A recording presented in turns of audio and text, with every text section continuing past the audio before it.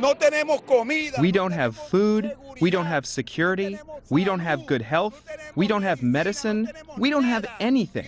Those in the government are living the good life, and we are having to struggle. Blessed are the eyes that see what you see. For I tell you, many kings and prophets have desired to see what you see, and have not seen it. To hear what you hear, and have not heard it.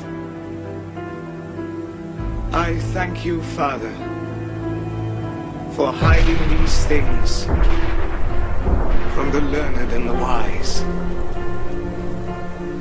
and revealing them to the innocent and the simple.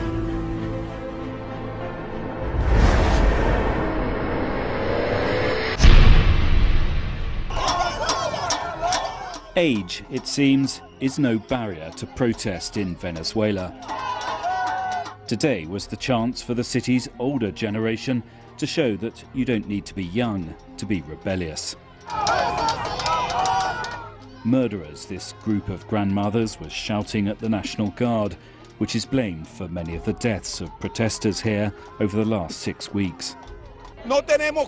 We don't have food, we don't have security, we don't have good health, we don't have medicine, we don't have anything. Those in the government are living the good life, and we are having to struggle. For some, this was their first street protest. Others were veterans. I have 12 grandchildren and 5 great-grandchildren. I am struggling for my country because I love Venezuela, and not like the president, who also says he loves his country. He doesn't love it. If he did, he would control prices and let us live in peace.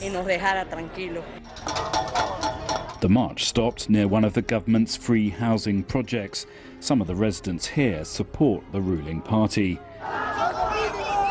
If the solution to Venezuela's problems is finding common ground, there was little sign of that here. One particular complaint we're hearing from some of the older protesters here is inflation, the highest in the world in Venezuela, and having a profound effect on people's pensions. Despite repeated government raises, the crash in the local currency and 700% inflation means anyone on a state pension is receiving the equivalent of just $4 a week. That has helped persuade many older Venezuelans to join forces with the younger generation here. Both are calling for change. A cyber attack has spread to every corner of the world. Hackers demanding money have paralyzed computers in at least 99 countries.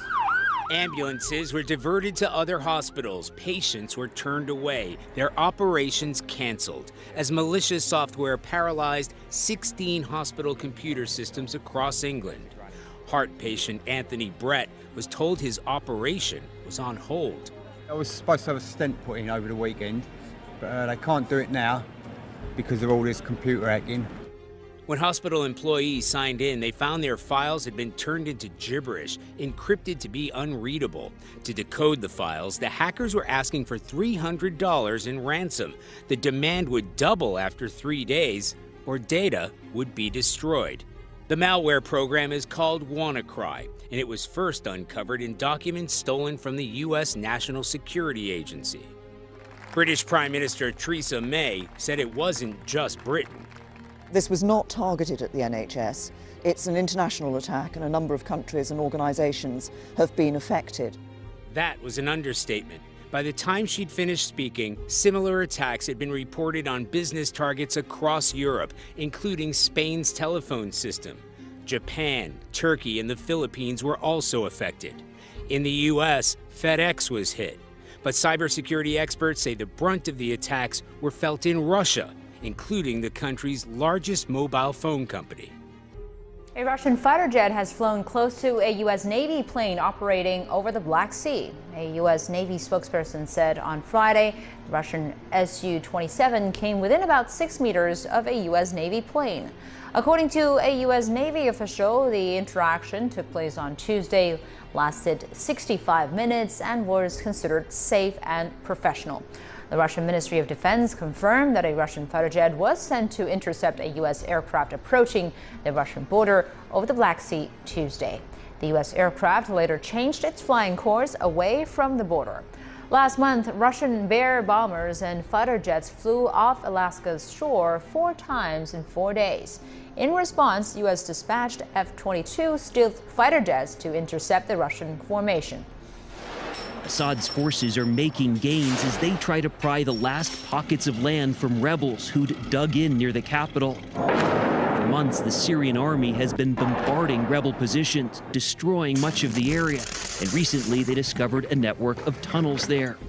In a sort of surrender deal, the government has also been allowing civilians and rebels to leave on buses bound for other rebel-held areas. State media said at least 1,500 left one opposition district in Damascus today. There are many front lines in Syria and many militias fighting each other. Another group, the Kurdish-led Syrian Democratic Forces, said they're closing in on a different target, ISIS, and are within a few miles of Raqqa, the self-declared ISIS capital in Syria.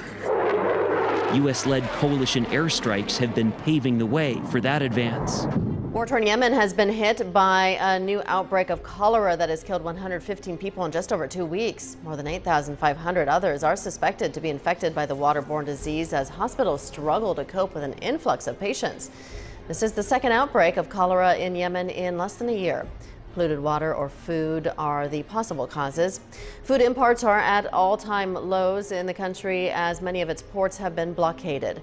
The United Nations warns 17 million people, or 2/3 of the country's population, are at risk of famine. While traveling through Beijing International Airport, senior North Korean diplomat Chae Son-hui said North Korea is open to talks with the U.S. If conditions are right, she said, we'll speak to the Trump administration. Her comments follow President Trump's overture to North Korea earlier this month when he said he'd be, quote, honored to meet with dictator Kim Jong-un under the right circumstances. The ratcheting down of rhetoric comes after months of escalating exchanges between Washington and Pyongyang. North Korea has continued to test banned ballistic missiles, while the U.S. has beefed up its military presence in the region as a show of force, including the deployment of an aircraft carrier off the Korean peninsula. The comments also come days after South Korea elected a new president this week who prefers engagement with the North instead of isolation. Talks between the U.S. and North Korea are still not likely to happen soon. North Korea remains committed to its nuclear development program, and American officials say they're not willing to sit down with Pyongyang unless they change course. While North Korea dictator Kim Jong-un struggles to develop a long-range nuclear ballistic missile, his military is quietly developing a group of sophisticated cyber hackers who could potentially cripple key U.S. operations with a few mouse clicks. Our policymakers, government leaders, even corporate leaders are not adequately recognizing risks that exist. Cyber expert John Bambenik says our reliance on technology requires much greater security. He adds governments, including the U.S., often don't realize that need until major hacks take place, like hacks to government agencies. In 2015, the Pentagon admitted it found 30 million known malicious intrusions on Department of Defense networks. That's 30 million cyber attacks in just 10 months, or 100,000 attacks per day, every day. Despite North Korea first connecting to the World Wide Web in just 2010, the country is already known for developing teams of cyber attackers. There are training camps and schools that identify talent when they're young and train them in this stuff. In terms of how to compromise networks and how to manipulate people and individuals to compromise their own security. Bambenik says leaders start early, looking for kids with promise in areas like math, then putting those young prospects in elite schools. The children undergo rigorous computer training and eventually graduate into the military cyber operation unit. An August 2014 security briefing by Hewlett-Packard shows this force could be nearly 6,000 soldiers strong, with many masking activity by operating in foreign countries. In North Korea, in addition to their warfare capabilities, and cyber is a big part of it, they are actually penetrating crime. because they can no longer afford, they've been so isolated by the international community, they're actually turning to cyber means to fund their day-to-day operations. And that's very different. So here you have state-sponsored crime. Frank Salufo is with the Center for Cyber and Homeland Security at George Washington University. He told us a North Korean group known as Lazarus recently targeted 31 countries and ripped off $81 million in Bangladesh alone. In one well-known hack, the group Guardians of Peace hit Sony Pictures in 2014. That resulted in delaying the release of The Interview, a comedy which made fun of North Korea's leader and his assassination. That's a game changer in some ways, where you worry about crime trying to influence the state. Here you have states actually trying to influence crime. So what is this administration doing to stop it? A White House official told CBN News a fully functional cybersecurity team is in place.